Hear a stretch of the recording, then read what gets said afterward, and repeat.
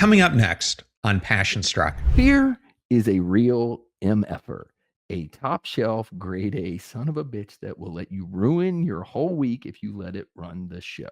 That's a sentence in the book. And in this world of so much information coming at us all the time, it's hard to filter out what we should be worried about and what we shouldn't. Welcome to Passion Struck. Hi, I'm your host, John R. Miles, and on the show, we decipher the secrets, tips, and guidance of the world's most inspiring people and turn their wisdom into practical advice for you and those around you. Our mission is to help you unlock the power of intentionality so that you can become the best version of yourself. If you're new to the show, I offer advice and answer listener questions on Fridays. We have long-form interviews the rest of the week with guests ranging from astronauts to authors, CEOs, creators, innovators, scientists, military leaders, visionaries, and athletes. Now, let's go out there and become Passion Struck.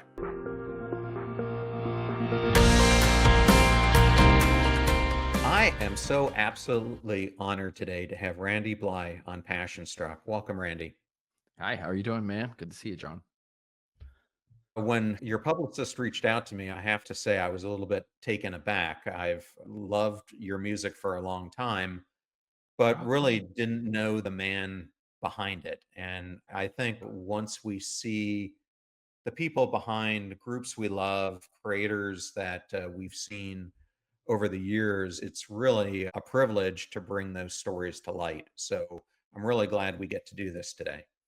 Thank you so much. I'm first and foremost a music fan, and I've gotten to know almost all the bands I listened to growing up and in my 20s. And it's just so cool for me to hear those stories as well. So I'm glad to talk to you, man.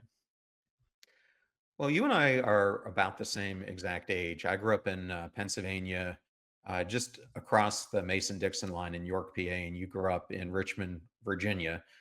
And for me, music was always this really important aspect of my life. Now, I found myself back then going more into bands like The Smiths, The Cure, that sort of thing. You ended up finding, you ended up finding punk in your high school days. Yes, but at the same time, listening to The Cure, one of my favorite bands of all time. Have you heard their new record?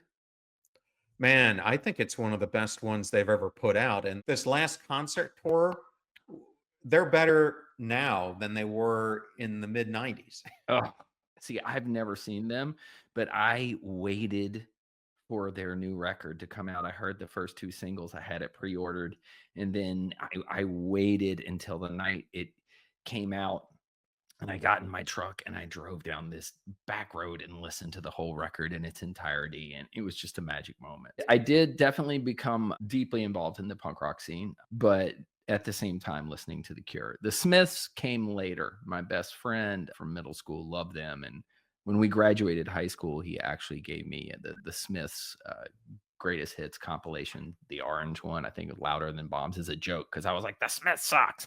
But now I like them.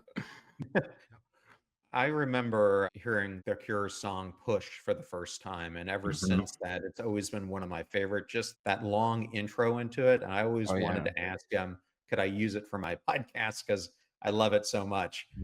I know a couple of people that know Robert Smith, but I don't think I have that much pull. Otherwise I'd ask him for you.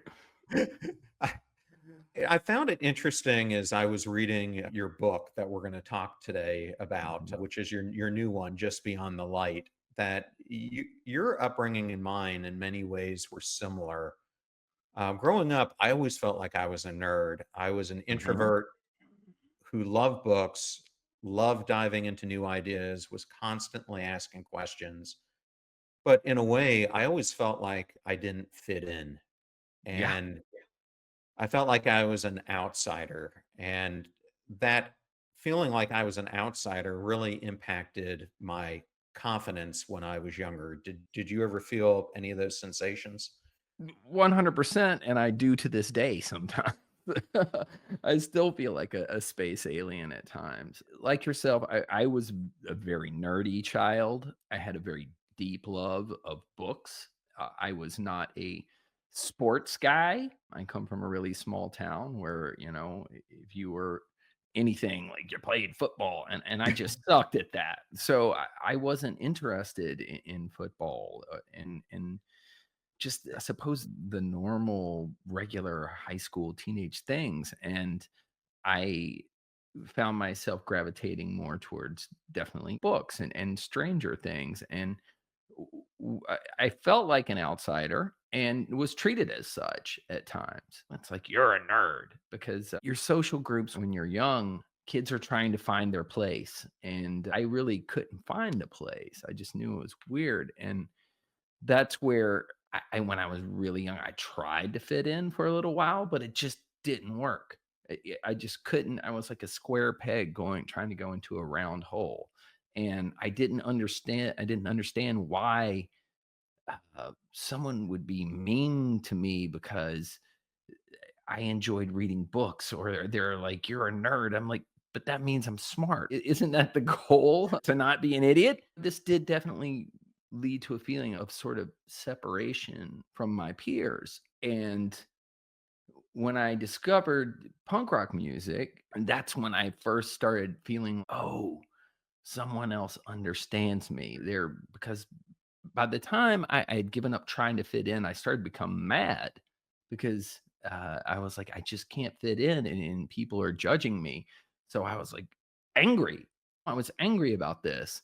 And I didn't really feel comfortable in my own skin. And then I started hearing, I first heard the Sex Pistols, Never Mind the Bollocks, a tape in the seventh grade. This other guy I knew who was a skateboarder gave me. And I was like, these people understand. I heard the music, they're angry and they understand. And I started delving into that subculture some, and eventually going to shows and meeting people. And most of the people in that subculture were exactly like me. They did not fit in. So i- as much as I would like to think of myself as I'm okay, I'm this stoic outsider sort. Human beings are social animals. And the quote, no man is an island, is absolutely true. We need social groups, we crave social contact. And so I found that within the music scene, this underground music scene. And it was the first time I really felt I belonged until my 11th and 12th grade year. I also wound up going to a high school for the arts half of the school day. And it was a bunch of other weirdos who didn't fit in. So I found my group. But for a long time, I felt very much an outsider. And some of that may have been heightened by the the very nature of being a teenager and going through hormonal changes, and everybody feels crazy. But I think I definitely was an outsider, and maybe just that teenage confusion that everyone goes through added to that. I really want to make today's discussion real for the listeners because I think it's a really important discussion we're going to get into. And my listeners have heard me talking a lot about the need to matter. And Right. I think so many people today, you just look at the statistics 64% of people feel excluded at work, 74% of people feel excluded from the communities they belong in, and Mhm. 20% feel like they don't belong in any aspect of their life. And for Mhm. you, when you say you didn't feel like you belonged at that point, that you didn't matter, what did that feel like? Depressing, Yeah. highly depressing, which manifested itself for a long time in an outward expressions of anger. I was very angry that I could not fit in, and also at the same time angry outside, but also very self-critical at the same time, pointing fingers at myself. Like I said, I didn't really feel comfortable in my own skin. And it's like, what's wrong with you? Why are you something must be wrong with you? Why can't you fit in? These To my view, everybody else was okay, which of course is also probably colored through the lens of a teenage eye where everybody looks at other people. But it was depressing. And I think as I get older, I talk to my parents about this because I dealt with some depression and unsuccessfully, few methods that I'm sure we'll get into in a bit. I tried to deal with depression, and I'm older. I talked to my parents a few years ago. I'm like, do you think I had some depression as a child? If I suffered from that? And they're like, yeah, I definitely think so. You were a very sensitive child. And I certainly felt that way, and I internalized that outsider feeling, and it was not good. It was not good. Angry and depressed. That's how it made me feel. How about that? Well, I hear people today describe themselves as feeling battered, broken, Mm, lonely, helpless, and I mhm, think they're all symptoms of what and I found myself for years and years putting on a mask mhm. because I was trying to project a version of myself that I thought society had to see was. Did you ever feel like that at all? As if I was putting on a mask. Like I said, I think we all wear masks to a certain degree. I think that's how we function in social groups. We have to there's an unspoken social contract where you can't say every single thing that comes through your mind. I don't know about you, because some crazy things come from my mind that I just shouldn't speak out loud from time to time. But for the most part, I gave up on the mask pretty much young, where I just didn't understand why people would care. I don't come from money. So I never, when I grew up, I would wear hand me down clothes, and those were not the most in style clothes or whatever when I was younger. And people, they would make fun of me, or they'd make fun of the neighborhood I lived in. And because it was not a wealthy neighborhood. And I, for a while, just did not understand why this was. I'm like, it's not my fault that I don't have the new clothes. And who cares? It's about being a good person. It- As that really affected me emotionally, I tried to fit in. As I said, it didn't work. I was just like, screw this. I am not changing myself. So, as I said, I was a sensitive, very good natured child. That sort of nature, that the good natured sensitivity began transformed into a sort of external hard shell of anger, I think. And I don't Yeah. know if it's so much a mask I was putting on as it was just a reaction to my inability to understand the way uh, my peer group functioned at such a young age. I basically became a walking middle finger for a long time. I don't think it's so much a mask, it was more like a protective shell.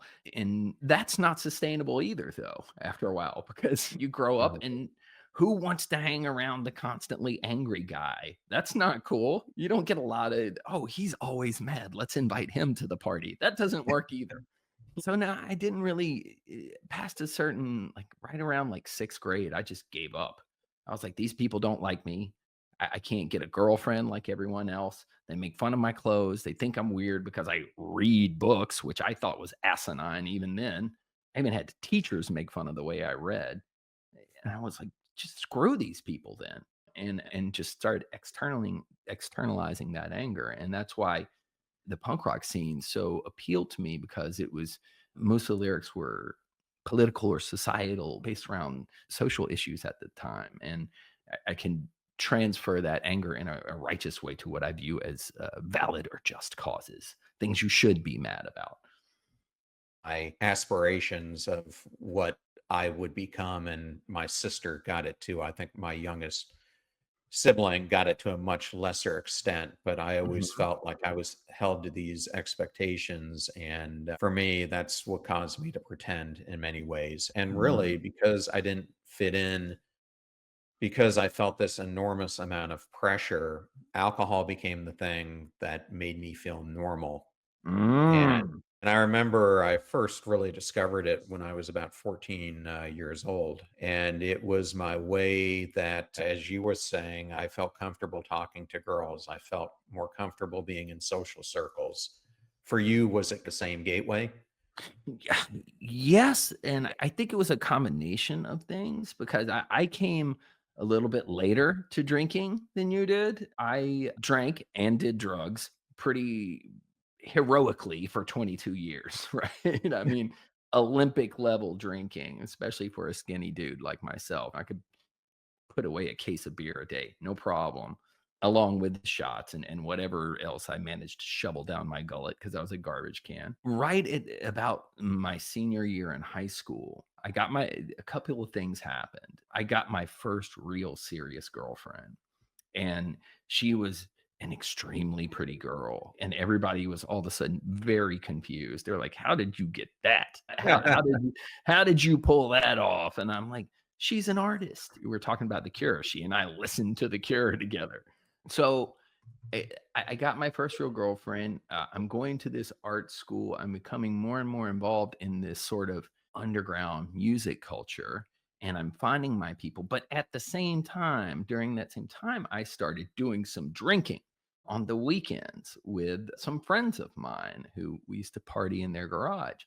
And that really made things better. Finally, I felt okay. You mentioned talking to girls or feeling comfortable in social situations. That did all that for me. It removed this self-consciousness or this feeling like these people are looking at me and judging me to where I don't care. So what if they are? I'm having a good time. And at first, alcohol provided that sort of relief. It lifted that horrible blanket, that wet blanket of what I felt was societal judgment on me to where I did not care. And it was wonderful for a little while. And that's a very common thing you Mhm. hear. I know a lot of sober people. I've been sober for 14 years now. I know a lot of sober people, and almost all of them will say, male or female, whatever, all of a sudden I could talk to members of the opposite sex, or if they were gay, to the same sex. I could hang out and go in public, and I felt a part of. I felt as if something had changed, and that was very much the case for me. It just made life easier. It was an answer to this unnamed issue I had, this unnamed problem, because it wasn't at 17 years old, I was not sitting there analyzing myself through a Freudian eye. Well, you're excluded. You have societal anger. You're self-judgmental, blah, blah, blah, blah, blah, blah. I was just like, something is wrong. Something is wrong here. And then all of a sudden, these few things happened and things started to feel right. And alcohol was definitely a big part of that. And I realized that more and more.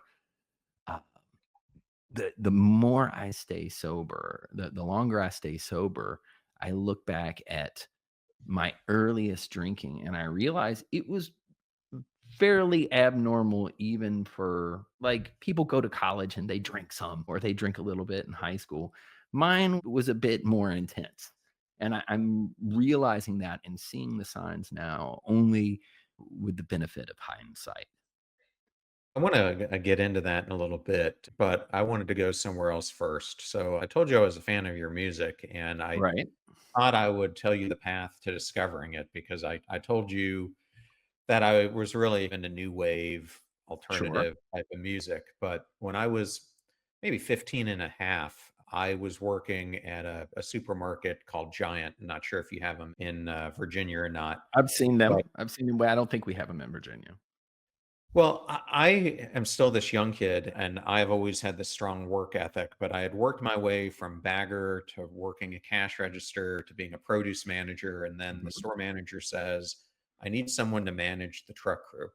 So I'm this scrawny 15-year-old kid, and he puts me on the truck crew. And to earn any value in the truck crew, you've got to empty the whole truck by yourself, which I had to do until the next person came on. But Okay. every single other person on the truck crew was definitely over 18. Most of them were in their 20s, and every single one of them was an ex-con.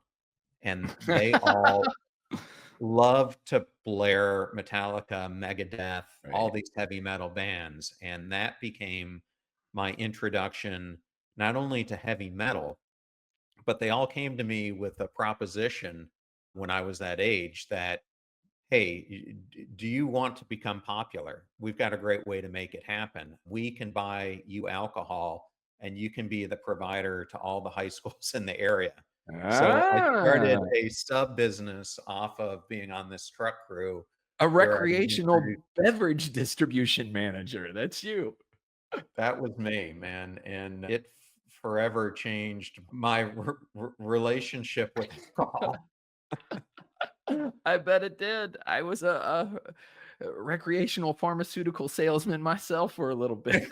But it was interesting, because those guys, even though where I grew up in York, Pennsylvania, we had a ton of gangs, and they were all part of these different gangs, but it was the Mhm. first time I just felt like I could be whoever I wanted. They didn't care. I could Right, say whatever I wanted. I could curse. As you were saying, this new genre of music was bringing forth these powerful lyrics and really allowing me to vent in many ways that I hadn't seen before.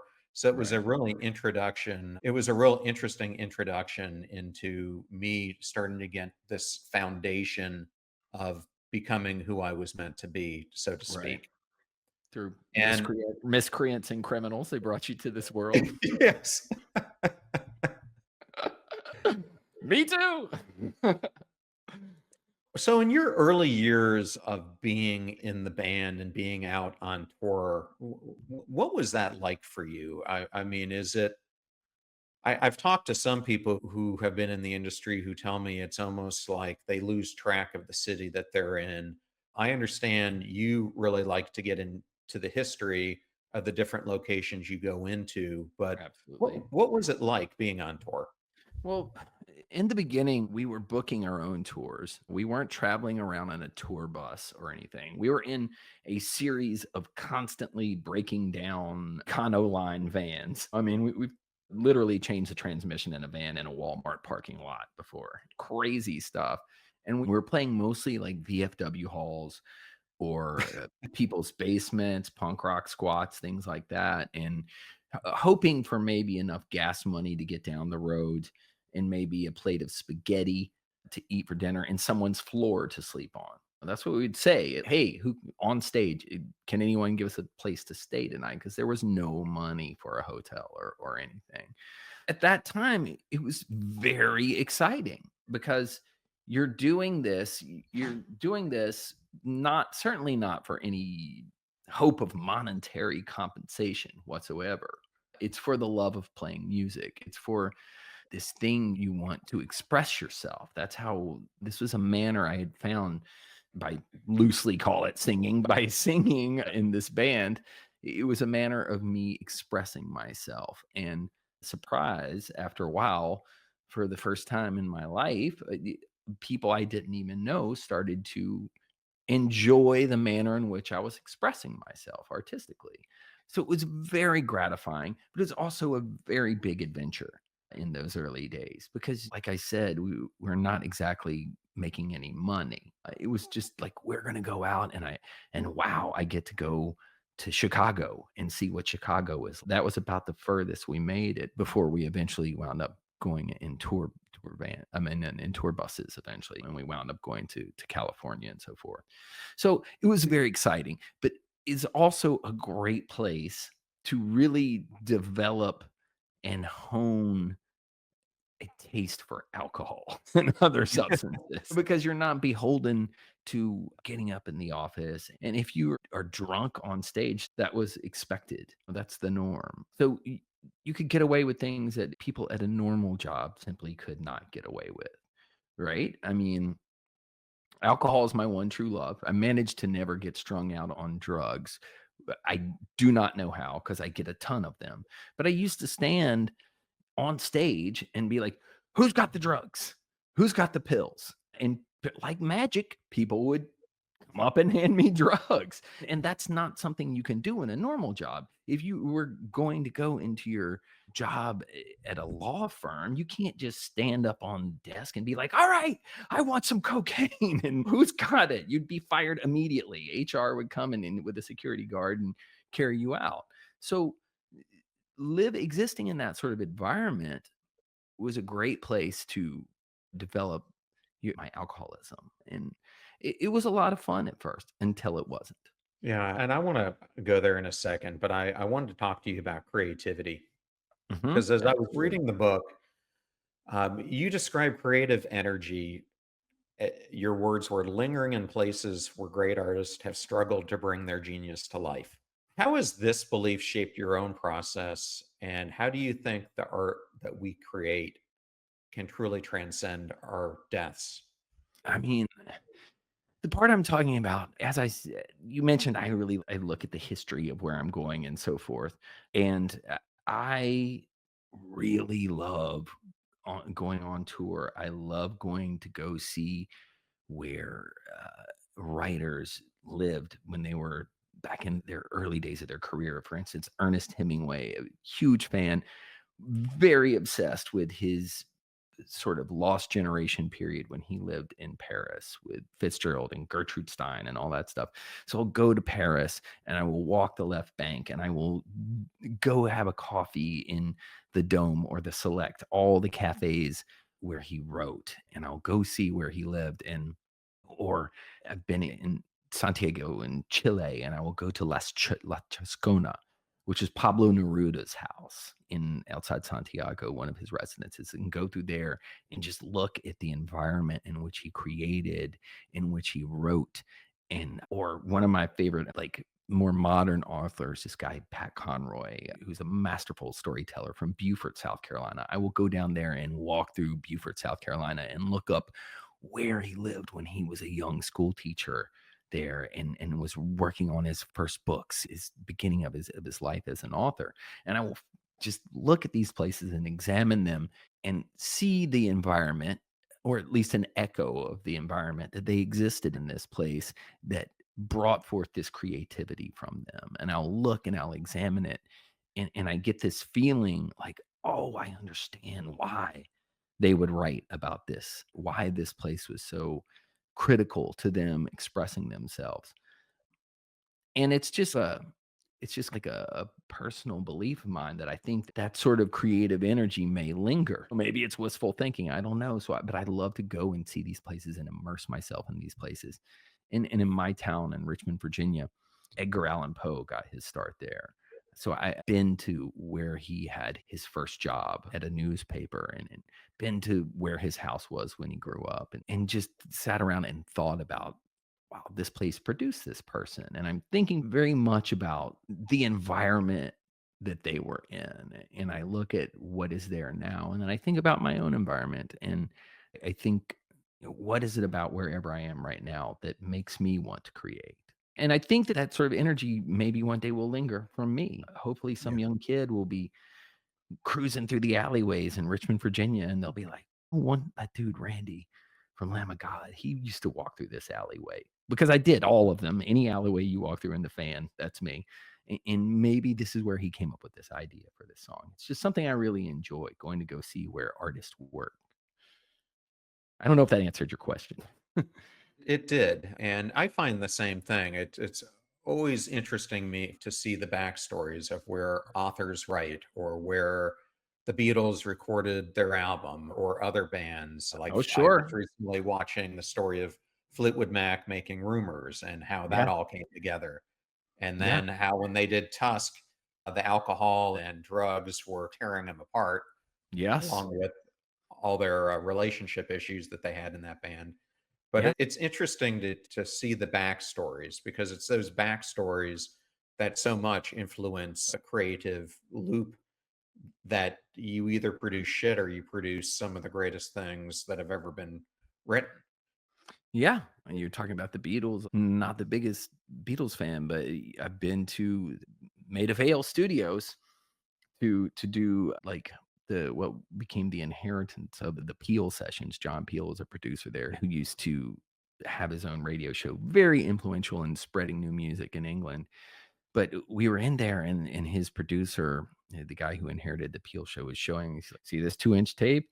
This is just sitting in the corner, dusty." And he's like, "The Beatles did a record on that tape machine." I'm just like, "Wow, it's so cool." I just love seeing the little pieces of history, and inserting myself in that history in a way. That's also important. It's not just consuming these places, but I think it feeds my energy because, like I said, I never thought we would ever make any money doing this music. My wildest dream was to play a club called CBGB in New York because that was the birthplace of punk rock. It's where the Ramones and Blondie and those guys got their start back in the early mid 70s, even before the Sex Pistols. So I thought maybe one day we'll get to play CBGB. And in 1997, I believe it's 97 or 98, we got to play CBGB for the first time. And I walked on stage and it's, it was just a dump, man, but so many great bands played there and it was such a great place to play. And I walked on stage and I felt as if I was walking into history. I had inserted myself into the noble history of that smelly, smelly club. And I did. We got to play it several times, and no one can ever take that from me. It's something very dear to my heart. Yeah, where I live here in the Tampa area, we have this venue called Janus Live. I'm not sure if you've ever played there, but I'm I not happen sure. to be yeah, I happen to be talking to Stephen Jenkins from Third Eye Blind, Mhm. and I asked him about some of his favorite venues he's ever played, and he mentioned this one. And if you remember it, it's got like a tree in the facility, and he was telling me the story of how he climbed up the tree in the early days and was singing from one of the tree branches during the That's concert with great. people all around him, which is a great memory. Um, Sure, absolutely. I've been known to climb things myself. I'm going to get back to CBGB with a question towards the end, but I, Mhm. I want to go back to sobriety for a second. And you are very well read, so I'm certain that you have read a lot by Henry David Thoreau, or at Yeah, of least touched on course. it. Sure. Well, one of the things I've really explored is his term quiet desperation. Yes. And this is something that I found where I was living in quiet desperation. I found myself, I was doing the same things, I was numbing the same feelings, I was hoping for change, but then never taking the steps to invoke the change. And I remember in one of these moments that I came to the conclusion that alcohol was ruining my life. And it, for me, it wasn't some dramatic rock bottom. Mhm. Was, it happened to be on my birthday. And it was this just quiet, crushing realization that I was stuck in an endless loop. Yes. It, it sounds like this resonates for you. When was 100%. that moment for you? When did you know something had to change? Okay, so I remember precisely when it happened because, like I said at first, alcohol really enhanced my ability to be social, to not feel like such a freak, and to feel more comfortable in my own skin. And so naturally, I pursued that. I pursued that to great lengths, to Herculean lengths, and then it stopped working, and it stopped working a lot sooner than I thought, but because by then I was addicted to it. I was an alcoholic, so I drank and drank and drank, and it would shut up my head a little bit, the voices in my head, because the head is the killer. You can't sit up here too long. My head is a bad neighborhood that I should not go up in without adult supervision. So I just tried to shut it up by drinking, stuffing down these feelings and this horrible, I don't know, miserable existence that I was living. And one night we were on tour with Metallica and we were in Australia and we were we did about a year over the course of 2 years as main support for Metallica, which is the biggest metal band in history and one of the biggest bands on the face of the planet. Period. When we were in Australia, which is an absolutely amazing place. I don't know if you've ever been, but it's just so cool. And I had Yeah, money I've in my I've bank. been probably 20 times Yeah. and lived there for a period of time. So, yes, I know Australia extremely well. Yeah, it's great. It's great. So I had money in my bank account. I was still married at the time. I had my band. We had fans. We're on tour in Australia, opening up for this band that most metal bands could only ever dream of meeting, much less being main support for. And I went out on the night of October 17th, 2010, and I went out with some friends and I went drinking, started at a Irish pub in Brisbane and ended up alone in my hotel room drinking beer. And I drank and drank and drank and drank, and it stopped working. I was left with nothing but myself, and I was miserable. I'd already been through a lot of consequences. I'd been to jail for being stupid and drunk. I'd been suicidal. I tried to kill myself. I wound up in a mental ward while drunk. I woken up in the hospital with broken bones on tour because I got drunk and walked off a roof at a house party. I almost killed myself. I did that drunk. I divorced once. Got drunk. Had been broke before because I drank everything up. I just drank through all that, right? I just drank through it because I could drink at people. I could drink at my problems. Like, this is the fault of everybody else but me. And then on this one night, I drank and drank and drank and drank, and it stopped working. And I woke up on a hotel balcony on October 18th, 2010 in Brisbane, Australia. And I walked out on the balcony, and it was sunny day, and the Brisbane Botanical Gardens were down the street to the left, and they're beautiful, and they have awesome plants and weird animals. And then across the street was one of my favorite bookstores I'd ever been to, and I love books. I'm a huge nerd. And then down the street were all these great restaurants. And I looked at all this stuff, and I had this feeling that I did not want to exist anymore. I didn't feel like I wanted to kill myself. I just felt I just wanted to cease being, period. I felt utterly empty. And I'm on tour with Metallica. You should not feel that way. You should feel like this is a huge part of my career. I felt completely empty. And I finally came to the realization maybe what other people have been telling me, maybe there's a bit of truth to it. Maybe I ought to try and quit drinking and things will get better. So I looked on this table on this balcony, and I saw all the beer bottles from the night before. And because I'm OCD about things, I had arranged them extremely neatly. All the labels were facing the same way, and they were in a very neat row on this little table. And I looked at these beer bottles, and I realized they were a metaphor for my life, because I had become nothing more but an empty container to pour alcohol into. And while everything on the outside of my life, like I had a job, had a wife, had money, everything looked orderly, like those beer bottles. But all it would take would just be a little push, ding, and everything's broken. Everything falls and shatters. So it was not a big dramatic thing like you. It wasn't like I woke up under a bridge in a trench coat, clutching a bottle of rot gut wine with no money in my pocket. I just woke up on a hotel balcony and wanted to cease to exist. And I have to try something different. And I haven't had a drink or any drugs since that day. For me, and I can totally hear what you're saying. For me, it really gave me this false sense of control in this chaotic world that we live in. And I Yes. remember my time in Australia, I had so much fun because the Australians, man, they work hard, but they party even harder. The And entire continent is nailed down by pubs. There's one on every corner. and boy, can they drink Yeah. and Get it in. drink.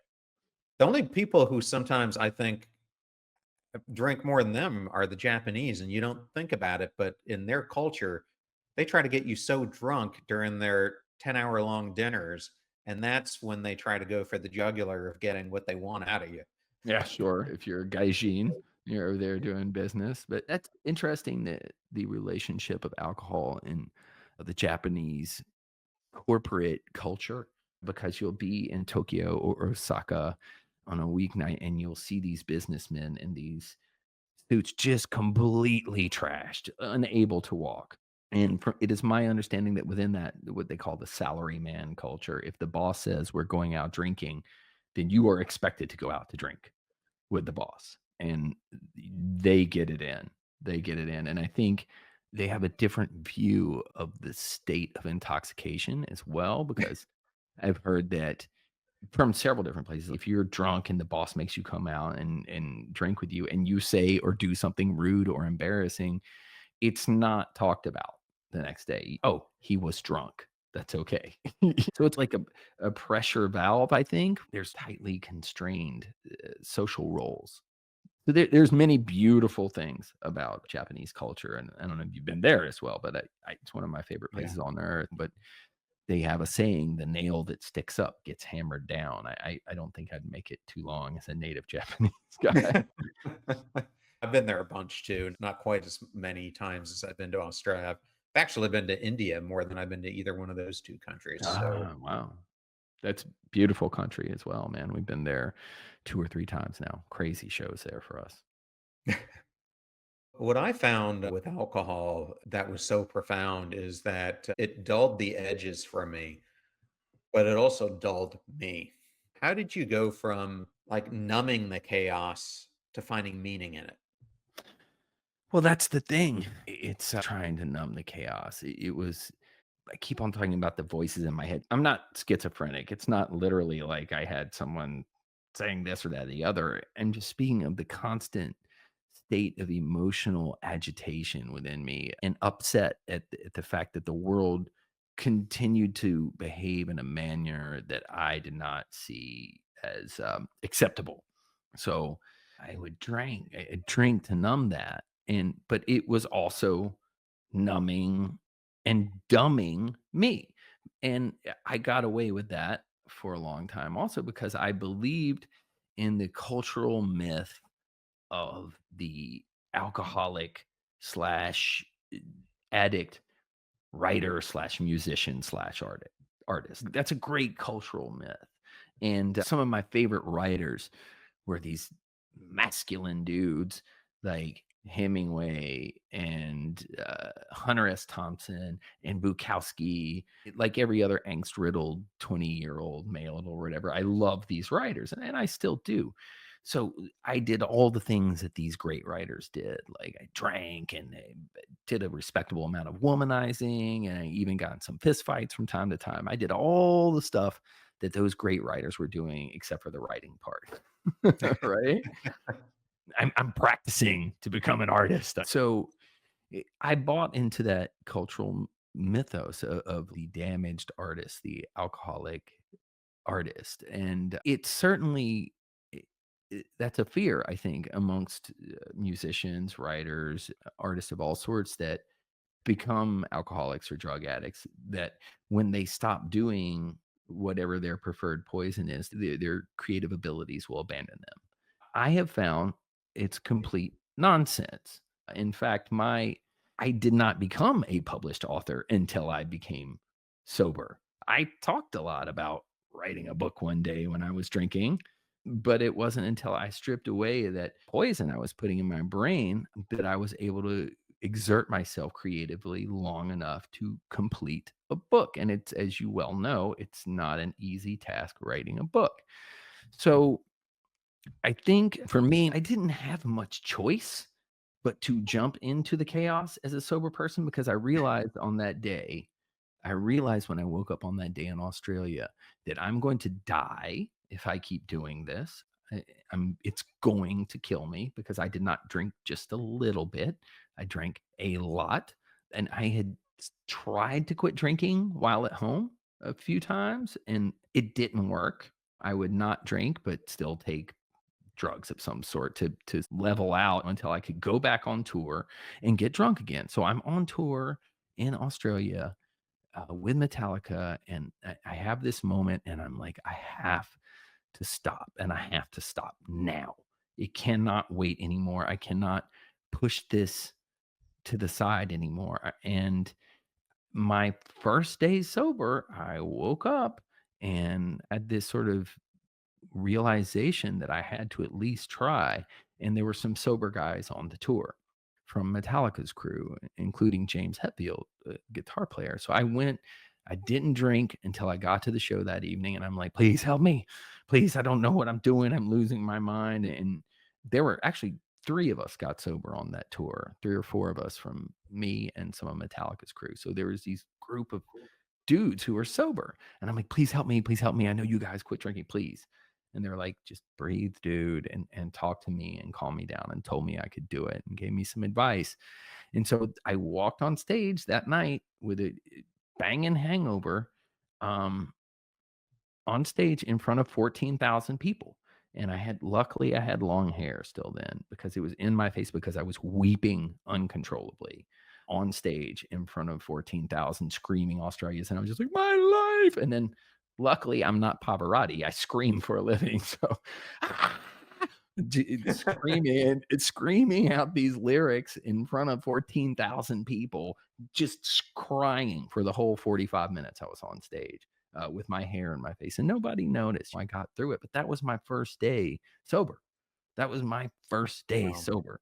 And I think it had to happen that way for me. I think I had to inject myself I had to raw dog reality right from the start on tour because I think in order for me to understand that I could do this, I have to get sober. I have to maintain that sobriety no matter what my surroundings are. And if I can get sober on tour, surrounded by free alcohol and free drugs, anybody can do it. And I know guys who've gotten sober living in a crack house before too. There's different levels of difficulty. But if anyone is having a problem, you think you can't get sober because this situation isn't right or this condition isn't right. It's nonsense. If you have a problem and you know this and you want to change, you can't wait, but only so long because it might kill you. You're eventually going to have to try it. And for me, it was on tour. And so I didn't really have a choice about not if I wanted to continue being a musician. And I got sober when I'm 39 years old. It was a little bit late for me to go back to school and become a lawyer or something. My career choices are limited at this point. So I'm just grateful I was able to do it. And I did it with some help. Randy, thanks for sharing that. I want to talk to you for a second about fear. Yes. For me, It's the worst. yeah, for me, fear was like a liar. It kept Yes. me stuck for years. It told me I'd never be good enough. And I think it's part of what leads people to whatever addiction they have. It could be addiction to sex, drugs, alcohol, even work. Shopping, all of it.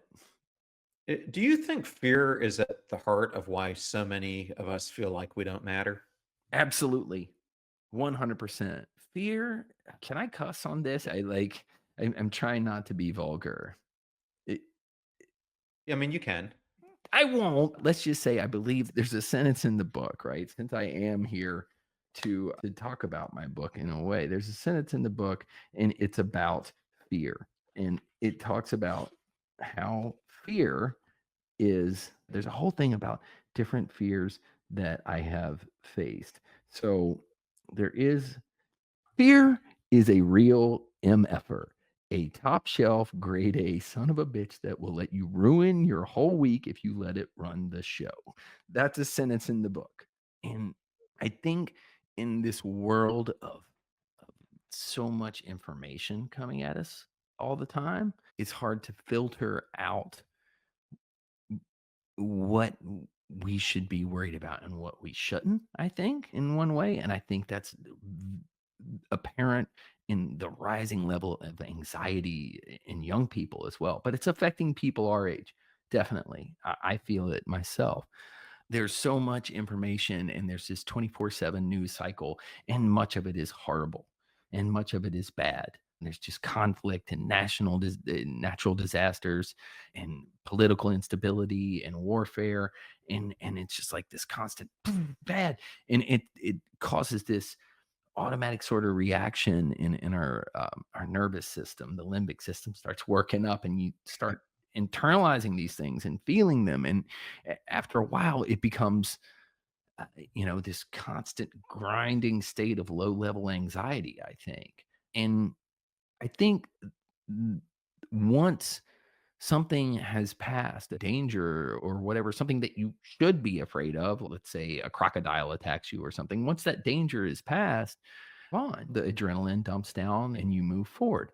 I think now the fear has been ratcheted up. And in fact, Lamb of God has a song called Engage the Fear Machine on one of our, not this last grid. And it's about this constant media doom and gloom, like constant negativity.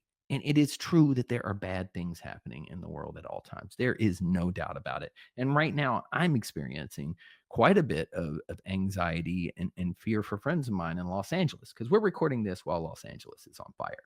Yeah. And I spent the last few days texting every day. I remember someone else who lives out there. I'm like, "Are you okay? Are you okay? Are you okay? Is your house there?" And it has been this overwhelming feeling of anxiety, and that is really happening. And these are not abstract people to me. These are people I care very deeply about, friends of mine that I've had long-term relationships. All that being said, I'm over here on the East Coast. I'm not in the middle of a wildfire in California right now, right? So this feeling of fear and anxiety has been ratcheted up within me. And if I do not dial it back and I do not take stock of the reality of my situation, which is I'm sitting here in my study with all my books on the internet doing this lovely podcast with you. If I Yeah. don't if I don't stop that anxiety, it's just going to ruin everything. And I think society in general is riddled with anxiety, perhaps not entirely because of, but I think this constant to negativity is accelerating this sort of anxiety hangover we all wake up with every day, I think. And it's for me, it's a process of trying to stay present and trying to stay cognizant of what the reality of my situation is and looking at that, realizing that in this moment I'm okay. And then if there's anything I can do to alleviate the suffering of other people, then I can take action, right? If I'm calm and looking at myself and looking at my situation with clear eyes, then I can actually think and plan and do something to actually make the situation better rather than just sit here clutching my pearls and wringing my hands like, this is so terrible. This is so terrible. And I'm guilty of that. I am, but I'm trying so hard to fight against that. And I mean, right before this conversation, we're talking about the wildfires in LA. And I, for the last 5, 6 days, I've constantly checking on my friends and remembering someone else, as I said, and I felt like this overwhelming anxiety, and I've wanted to make things better. And I was talking to my girlfriend right before this. I'm like, we've donated some money trying to figure out what I can do, but and I realized, oh yeah, I'm going on this book tour, and it's hard for me to promote to like feel like I'm promoting a book tour and I'm promoting my new book when all these horrible things are happening. Then I realized she had this great idea. She's like, donate the proceeds from your Los Angeles show to one of the charities that is helping people right there. And then I talked to my manager and he's like, yeah, you could do the 3 California shows because I'm going to do 3 California shows. And then I contacted my friends at this podcast, The Dollop, and I asked them about what charity. So I'm like, what do you think about Habitat for Humanity for Los Angeles? So now I've got these 3 shows in California that I'm going to donate any money I make to Habitat LA. And I can only do that because I'm thinking and remaining calm and looking for a solution, not completely consumed by fear and anxiety. But it's a process, dude. It's a fight Yeah. every day. It's a Well, fight. for me, images like this, and it's easy to empathize with the people who are being impacted. But Mhm. um, earlier this year, we got hit severely by the hurricanes, and I had 3 feet of water in my house, and we lost Yeah. everything.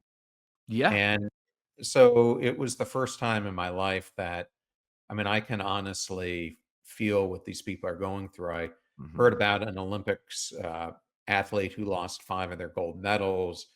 Tom Hanks lost his house. The Mhm. Kardashians lost their house. Ben Affleck lost his house. I mean, the list goes on and on, but it just shows you how raw and real it is. And I mean, it's just crazy to think that all of a sudden you were just told you got to pick up and leave. Well, it started And out that area, Malibu, the Palisades is extremely wealthy. The homes that were on the beachfront were destroyed. These belong to wealthy people, but there are also normal people that live out there too.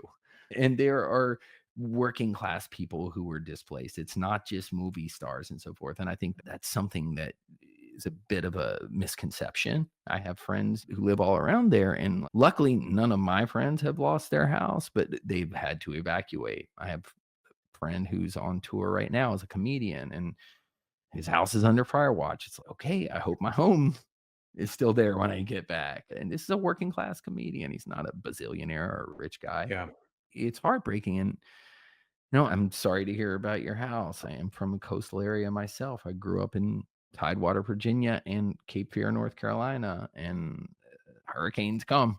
They definitely come. I've done some once again, it's a matter of though of looking at what you can do. A few years ago, down in Brunswick County, North Carolina, in Cape Fear, a hurricane came and ripped through and destroyed a lot of things. And so I stopped and asked myself, okay, how can I help? And I have a buddy who is a member of a disaster relief team. He's a New York City firefighter for years. And in his spare time, he goes in and does disaster relief. And his team came down to North Carolina to do some relief. And since I have a lot of connections in the area, I went on social media and found out through locals where things were most needed and set up a distribution center.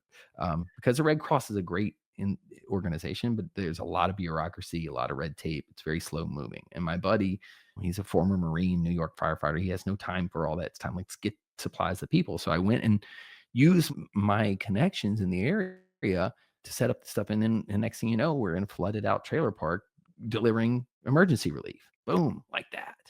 And it's because I was able to think and use my mind, and I hate to keep coming back to alcohol.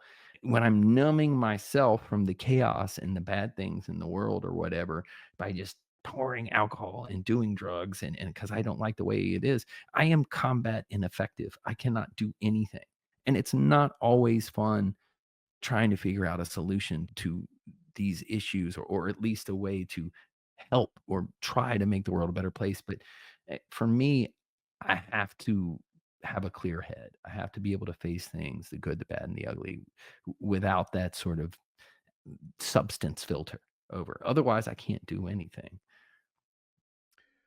Well, since I brought up the Smiths at the beginning of this, I'm going to Mhm. go into one of my favorite chapters, which reminds me of their song "Heaven Knows I'm Miserable Now." And That's the title of it. Mark Manson wrote an endorsement for you, and this chapter Mhm. reminded me of Mark Manson's writing. You write in here, I can very easily justify with countless examples, let's face it, that people suck. There's just one problem. No matter how much I may feel like a space alien, and I often do, like it or not, I am people. And where I Mhm. wanted to go with this is I think there's so many people who feel this way and they see this world that we're living in now and that they're part of the noise, social media, the news, everything. And it makes us feel like we're spinning out of control.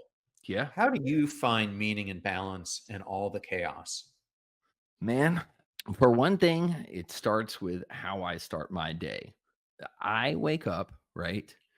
What I do every morning is I wake up and I make my coffee and I pour myself a cup and one for my girl, and then I go into my study and I do not look at my phone for the first hour I'm awake. I refuse to look at it.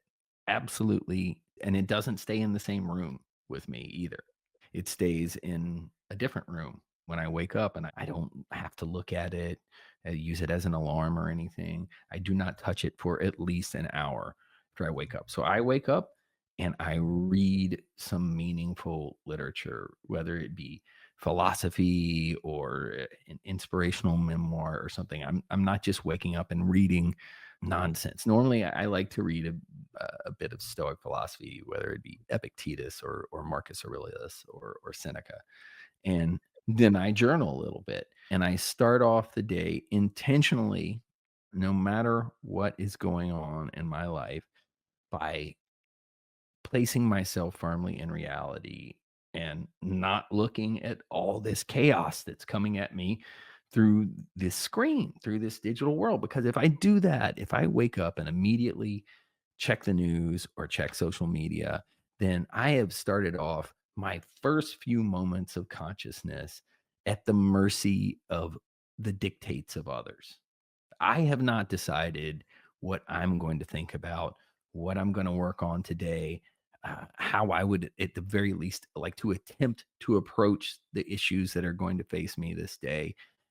I just start off looking at stuff. I'm a passive sponge. I'm immediately inputting all this other stuff. And let's face it, a lot of it is negative, whether it be social media or the news. It's just a lot of negativity. That is no way to start off the day.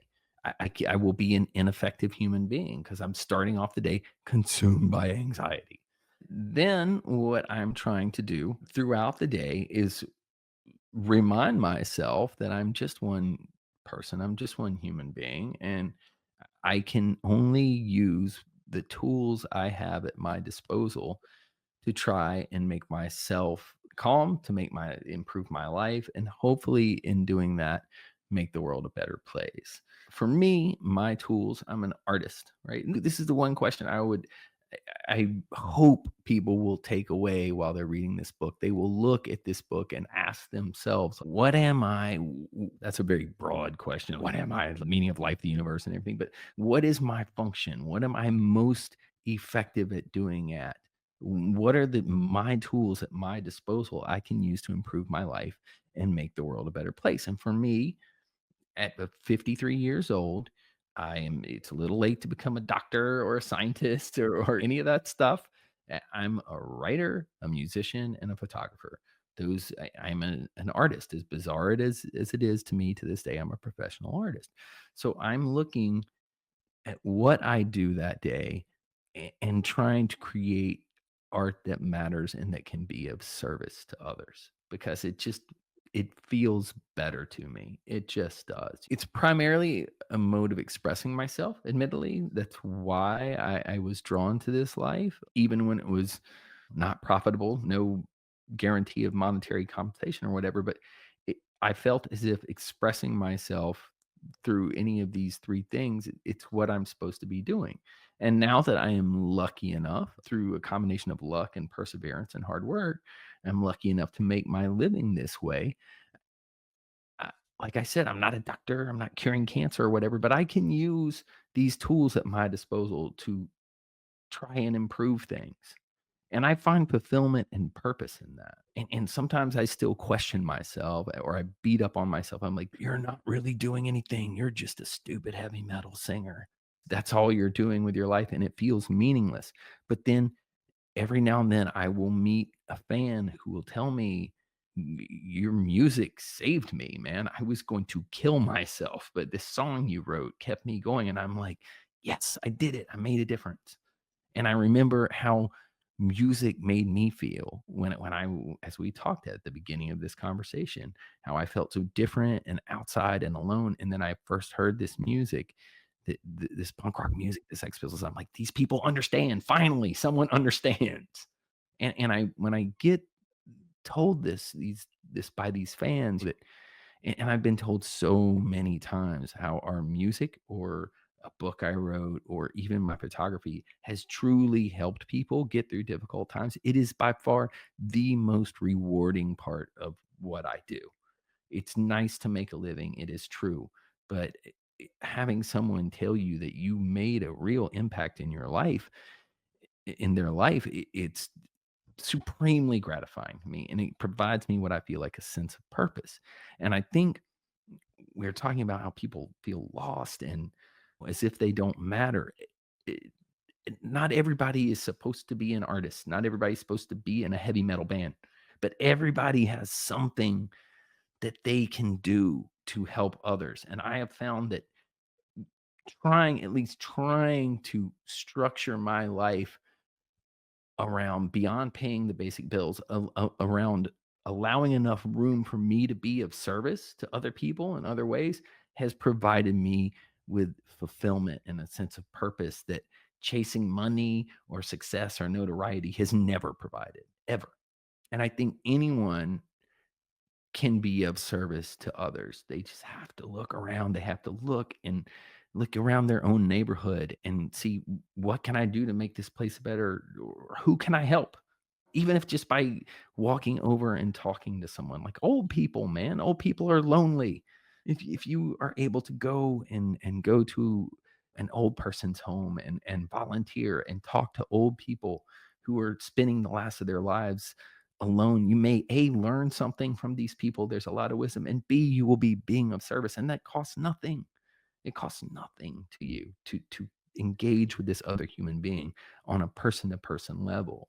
And I think for all this supposed connectivity that the internet and social media provides, it's really, in many ways, causing us to separate from ourselves more and more. When I interviewed my grandmother right before, not right before, 8 years before she died. She lived to be 100 and a half years old, and I was right by her side when she died. But I interviewed her, maybe she was 94. I can't remember when I interviewed her. And I asked her this question. I said, Grandma, what do you think is the biggest difference between now and when you grew up? She grew up in the Depression. So there's massive differences, but she didn't talk about computers or technology or self-driving cars or whatever. She said, I think people aren't as close as they used to be. I think they don't come and visit as much as they used to. Nobody knows their neighbors. And I think our society is feeling that. And I think that lack of real person to person human contact is manifesting itself in these feelings of anxiety and not belonging and feeling alone and not knowing our purpose because we don't know the people around us. We don't know our community. Um, and therefore, we don't have anyone to bounce these feelings off of. So we're just stuck with ourselves. Randy, I love what you just said throughout the entire segment. It's really the cornerstone of this entire podcast, and it means so much that you brought it up. I know the band is really a champion of fighting cancer, and you're using your music and the memory of a fan called the Duke to champion this cause. Can you tell us a little bit more about it? That opens up the book. It's a chapter called The Duke, which is a Lamb of God song. I wrote about this young man, Wayne Ford. And I've talked about this before. Wayne was a young man I'd met outside a show in Phoenix, Arizona, and he had been diagnosed with leukemia recently and was starting his chemo treatments and radiation and all this stuff. And I had a talk with him and his wife outside the show and wished him the best of luck. And I thought, man, good luck. I hope this guy makes it. And pulled away and didn't think much more of it. And then 5 years go by, and one of his friends wound up emailing me through my publicist and was like, Wayne, I don't know if you remember meeting him, but he's not going to make it, dude. He's fought this thing for 5 years and he's done. So he's decided to spend out the last of his days at home, not undergoing any more chemo or trips to the hospital, and enjoy his life with his family the way he wants to, the way he's going to live the way he wants to, because he had spent the last 5 years in and out of hospitals, unable to eat what he wanted to eat, just a miserable existence. But he was fighting for his life. This guy wrote me this letter to let me know that Wayne was dying. And he said, can you get the guys in Lamb of God together to say hello to him? And I said, unfortunately, that is not possible because they were in California recording an album, and I was in Richmond, Virginia, working on lyrics. We weren't all together and they were in different studios. I said, look, I'll call him though. I would love to talk to him for whatever that's worth. So I wound up setting up this video call where I was going to chat with this terminal young man, Wayne Ford. He's 33 years old. And before the chat, I became overwhelmed. We were talking about fear. I became overwhelmed with fear and anxiety that I'm not a grief counselor. I'm not a psychiatrist. I don't know how to handle this sort of situation. And then I started worrying, well, what if I make it worse? What if I say something wrong or stupid? And this sends him, it shortens his life even more. What if I offend him? And I had this realization as I'm thinking about all this, I'm not thinking about this young man. I'm thinking about myself. I'm thinking about my fear of looking ineffective or of doing the wrong thing. It's entirely fear based. And I asked my dad, who was a minister and had a lot of experience with grief counseling. I asked another friend of mine, actually, he was a rabbi who had experience with grief counseling. I'm like, they both confirmed what I already knew is it's not my job to talk to this guy and make him feel better and be the front man clown and tell tour stories or whatever. It's just my job to be present and be a human being and listen to this young man. And so when I wound up talking to him, I approached it. We said hello, and it was normal conversation like, hey, dude, how are you doing? I approached it from this sort of way where I was thinking, well, there's this elephant in the room, and this young man is going to die, but I don't need to beat him over the head over it, but I can open up space for that if he wants to talk about this with me. So I asked him how he was feeling. which is it's very different than just like, "What's up, dude?" It's like when you're talking to a dying person, you're like, "How are you feeling?" And I figured if he wanted to move into that, explain to me what was going on with him, then I would listen. And he did. And we had these frank conversations, and I'd ask him how he was dealing with things and so forth. So this went we kept in touch back and forth for a while, mostly via text message. And at one point, I asked him, I said, "Do you want to come and see me? I'll video chat you into the studio when I'm recording vocals," which no one's allowed in the studio when I record vocals, not even my own bandmates. I just thought it would be neat for this young man to, obviously he's an exception, to be able to see me doing what I do, and because we were his favorite band. And he said, "Yeah, sure." And so then I had the idea. I asked him, I said, "Is there anything you want to say to the world or what you want to be remembered by? I could record you saying it or work it into lyrics, and then you'll become part of our music on this record, and you'll be immortalized on this record." And he's like, "That's really cool." And he said, "Let me think about it." And he never got back to me on it, and he died shortly thereafter. He handled his own mortality with such calm and grace, like just this outwardly like calm demeanor. And I'm sure he was afraid at times. It's natural, but he did not. He had a very stoic demeanor, man. And it was so inspirational because having been around people who are dying before, an older person, they're coming to the end of their life, they generally come to a place of acceptance. And like my grandmother, she was 100, but when she went, she was ready, man. She's 100 years old. It's time to go. She'd had a good life. When this young man checked out, he was 33, and the way he handled this was so, for lack of a better term, inspirational. Because I would like to think that I'm going to face my own imminent end whenever it comes with that sort of level of calm and grace, but I don't know. However, I do know that it's possible because I witnessed it. And it also put my own, of course, these brings your own mortality into focus. And it made me think about my own. I'm not a spring chicken. I'm 54. It's all right though, because all we have is this moment right now. That's it. That's the only thing that exists. I'm seeing here that you lost your sister. I'm very sorry to hear that. I'm glad you were able to have a good conversation with her. What a blessing. And I really cherish my conversations with Wayne and tried to take something from it because we're all going to go one day. And I refuse to ignore that fact. I think trying to hide from that only heightens anxiety.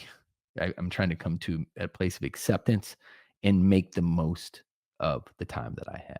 Randy, I so appreciated and was so honored to have you come on the show today. Can you tell the audience a little bit more about how they can get in touch with you? So I really enjoyed talking to you, man. And as far as if anyone wants to learn more about me or my book, the new one is called Just Beyond the Light, and it will be out February 18th via Grand Central Publishing / Hachette. You can order it wherever you order your books from. I'm going on a spoken word tour. To support the book, I'll be telling a bunch of stories from my life to illustrate the themes from the book. Should be pretty funny, a good time. You can go to randyblythe.net, RANDYBLYTHE. And I have an Instagram and a Substack, Randonesia. So look me up. Thank you so much. What a phenomenal conversation that was with Randy Blythe.